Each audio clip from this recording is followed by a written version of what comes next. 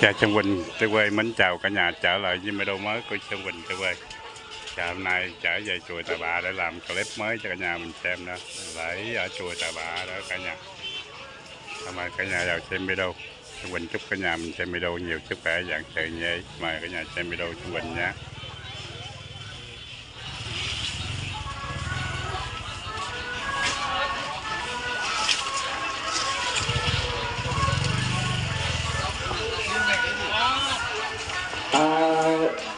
Bây giờ mấy chiếc xe ở đậu ở thằng nước ban tổ chức này sao đây? Sao không tự ra?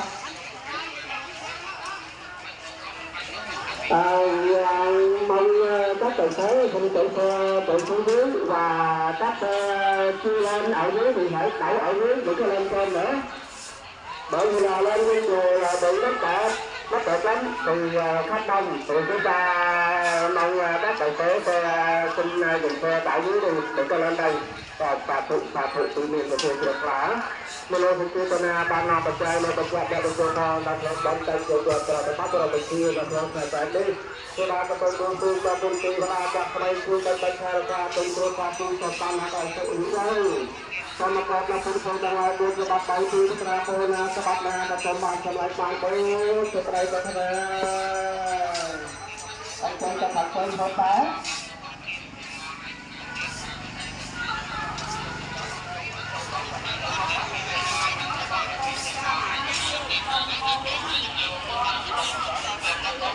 một lần nữa ban tổ chức chúng tôi xin đề nghị với các tài xế xe đừng có đậu ở đây nữa, chúng ta chạy xuống đi dưới đi là xe chưa lên tới thì cho lên tới nữa, chúng ta đừng đậu ở dưới đi, kiếm chỗ nào sáng thoáng trong sống thì mình đậu đi để cho lên tới đây nữa. Vì lên trên cái chùa là bị nước kẹt bởi vì khách đông thì chúng ta mong chúng ta dừng xe ở dưới đi đừng có chạy lên nữa. Và mấy chiếc xe đậu ở này nè, nhắc với tài xế là mở thì chạy xe xuống đi.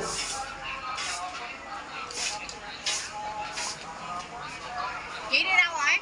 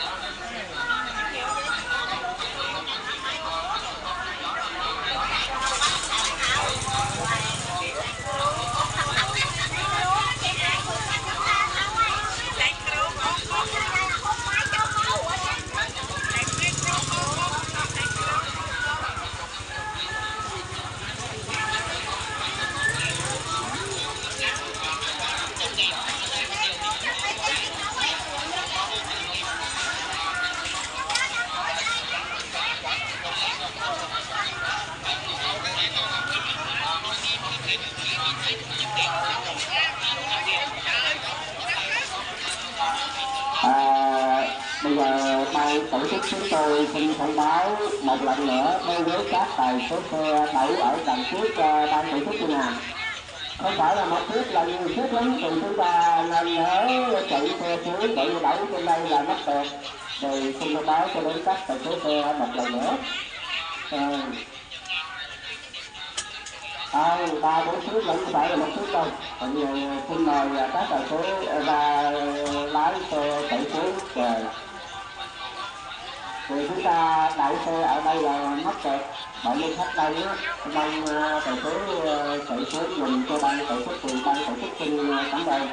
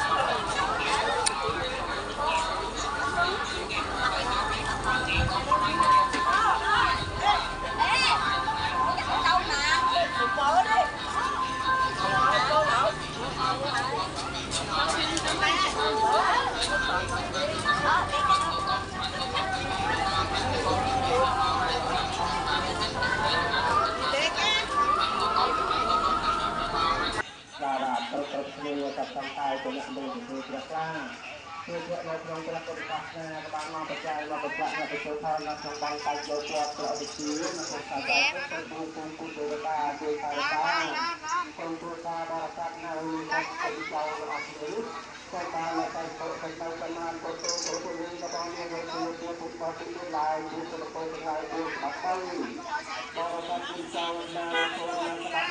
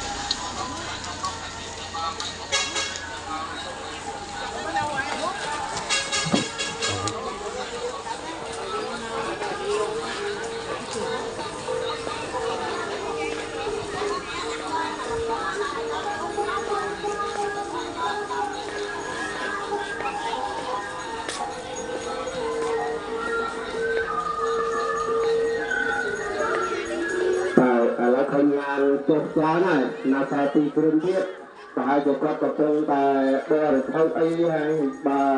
สัญญาบานกับตรงแต่ตัวงวดตัวต่อหายต้นบันต่อไอ้บางจับจ้ะบาดมันไอ้เต้มันไปปัญญาเต้แต่บามันตอนหกตรงสันเต้าให้กับหกหายต้นลางบาดตัวพึ่งท้องบาดตาพึ่งลูกเกดออกคือก็โดยที่ตายี่มวยจากออกนี่สัตว์ตาจะเนี่ยมวยจะตัวปลาตัวเราเราประกอบปักหน้าก็การนอนมาจากโลกลักษณ์จะไงด้วยมาบรรจับเนี่ยประตูคอนเราทำตัวต่อบางการเกี่ยวกับแบบปาประประชีเราทำการจากนี้ก็โดยที่บรรจุตานำเราการจะบรรจับมาสบายกับตัวผู้ที่มันเป็นตัวราจะทำไมที่บรรจับมาราคาเป็นตัวตาเป็นดอกตาลายตัวตานำเอาตัวอยู่เลยตามมาพักกับตัวตาลายตัวมันอะไรตัวตาทำอะไร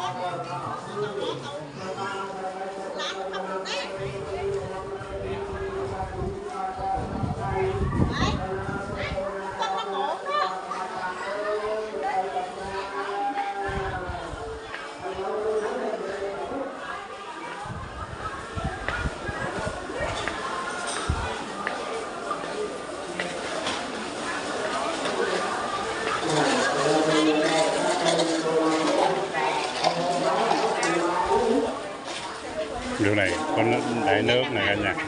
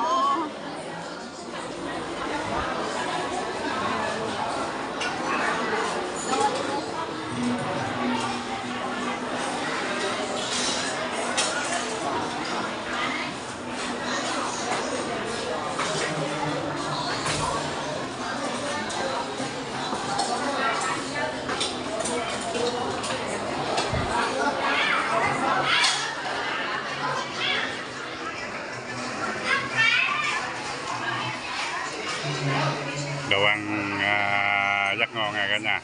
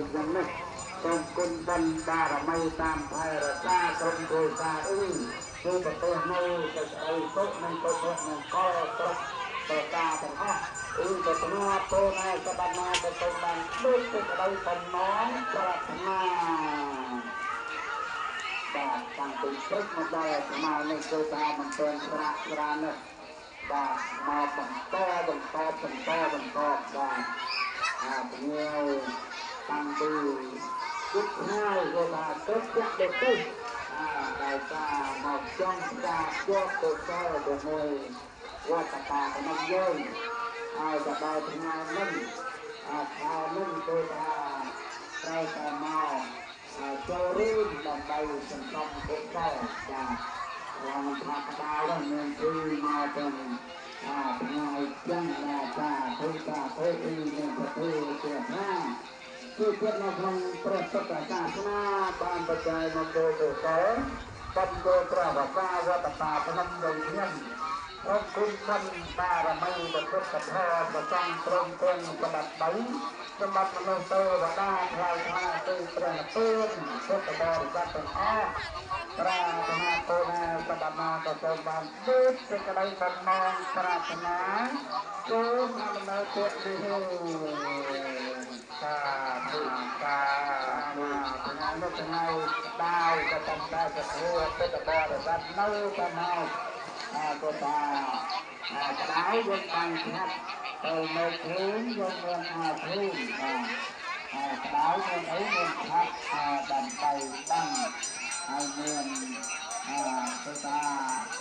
ល្អនៅដែរទៅមីខ្មែររបស់យើងបានធ្វើម្ដងម្កាលមានតាំងយូរតាំងនេះគឺទៅមីមួយដែលសម្រាប់មកចូល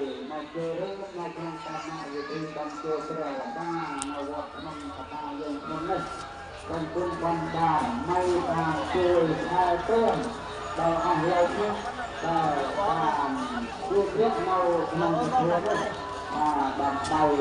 ជួយព្រះគុណព្រះពុទ្ធសាសនាយើងតាមគុណព្រះព្រះវតាដែលបានទៅនៅក្នុងបច្ចុប្បន្ននេះគឺเป็น570នៅក្នុងអនាគតគឺថាទៅជួបយើងជួបតែនៅទៅថាប្រពុតអង្គណាមួយដើម្បីរំលឹកនៅសេចក្តីទុក្ខទាំងឡាយតែយើងបានធ្វើហើយមិនចោលយើងទេបានបានដែលរត់ចោលមកចាស់នេះបានម្ចាស់ធ្វើទៅទៅដល់ពីក្រហមបាត់ទៅហើយដល់មកផងបានទៅដល់ពីទៅមកបានទៅដល់ពីទៅមកហើយជំនាមកបាត់បានទៅហើយជំនាមកបាត់បានទៅ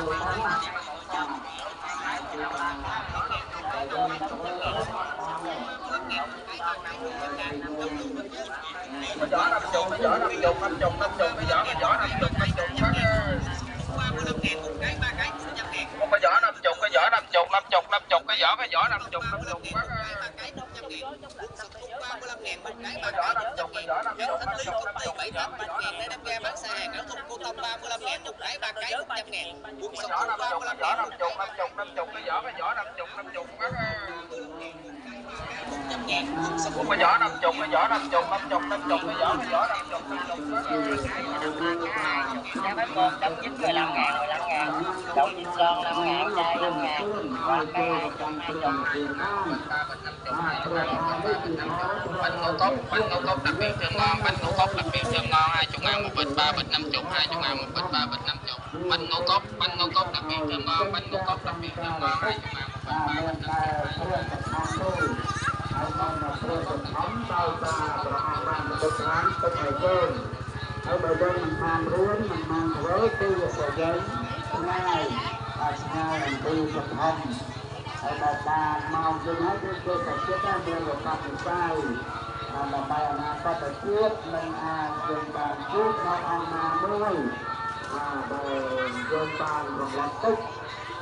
យើងព្យាយាមទៅនេះព្យាយាមទៅថាnên ấy chưa được ta chưa duyên này chưa duyên thôi chưa duyên riêng chưa duyên cấp giang bằng học và theo cột sau và theo hàng cột có duyên theo các bằng thôi chưa duyên bằng thôi từ là cột có duyên chưa duyên bằng thôi rồi sẽ đào tay tại cột số chưa duyên áo chùm hơn hay có còn sát máu có được chưa duyên từng xongเป็นต้นนมมันตัวโตมันหาสลายมันหาติดบาได้เอาแต่เบาเตะยังไงนั่งเราแต่เมาดับไปมันอ้อยพื้นเตะโอ้จ้าบางเราแม่ตีให้มันเจ้า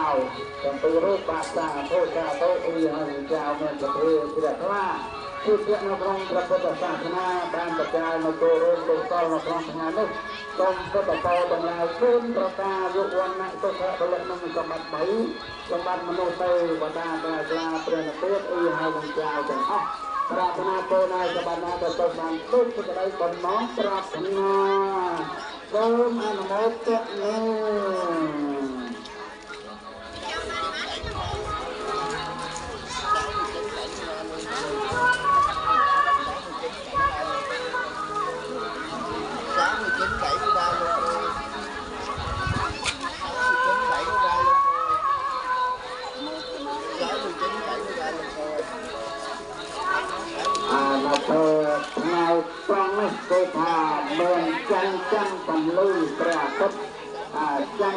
ไม่ดอกพึ่งบ้างเมืองกาเมืองกับตั้งยูอย่างหล่อจ้องนั่นเราบอกกันตีโดยตรงยังมันเป็นมาลานด้วยนะบ้านเจอประทำมันก็บ้านลำใบแต่ตัวตื้นเราพอจะเมื่อหาไปทางไหนแจ้งบ้านดาวชายยันเมืองกาสัตว์เพื่อฟ้ามาตีกันทะเลจะเรียรอยชนะยังเจ้าคณะบ้านได้ยังเทียบที่เงียบติดกับนามคณะเราอดให้บ้านถึงเป็นการมาทำงานเนี่ยเราลายการบ้านติดปีทำงานเลยเราเอาไปเชื่อบ้านเมืองต้องตะกาบ้าเวทพนมกับป้าไปการกรมสดนะเมืองแบบปรุงระเบิดบ้านเราไปขายใจร่มในทางเราเมืองตลอดเขาไล่เรากับนาคุ้มช่วยตรงเราบ่เยอะบ้านเจ้าดับไปต้องเอากระบอกเดือดถึงต้องเอากระบอกเร่งคลื่นเมืองกระปุกพระองค์ทมเมืองจราญกันล่างดับไปเกี่ยวกับระเมืองสนอเต้สะเทียบได้เกี่ยวกับนางสนอเมื่อสนอพระสนอเก้าตัวพระองค์เทวเราเราในยธานาโมกุตเมืองนี้ตัวทำเมืองนี้เป็นอ๊อกได้เมืองไว้ทาอ๊อกนี้เลยสนอเราขันการนั้นโดยเมืองนี้ดำนางพระองค์ในวันก็คือทางป้าวัดตั้งมาลำบากมันบ่อปลายเป็นข้าวดำใบเป็นเจ้าตัวจะนำตุ๊กถ่ายเป็นนอนี้เป็นนอเมื่อเป็นนอพระเป็นนอแก้วดำนางชาวตีเปรียบสมาสามพุทธในมันโยติธรรมชายเพิ่งบ้านเราขนมไทยเป็นตัวไม้ไทยสร้อยบ้านคือเป็นนอไม่ดำนางโดยการเวอร์เมืองนี้บ้านยังมันอาจจะไหนยาเมืองตาบนพื้นยังทางข้าวเราเมืองตาเราทางกับจ้างมาตัวโรเบอร์บาตาเพื่อXung quanh cũng xin kết thúc video của chú anh chị. Xung quanh chúc của chú anh chị mình xem video của chú Quỳnh được nhiều sức khỏe và ăn chơi nhớ. Xung quanh hẹn gặp lại của chú anh chị những lần video mới tiếp theo. Chào Xung quanh, chào của chú anh chị.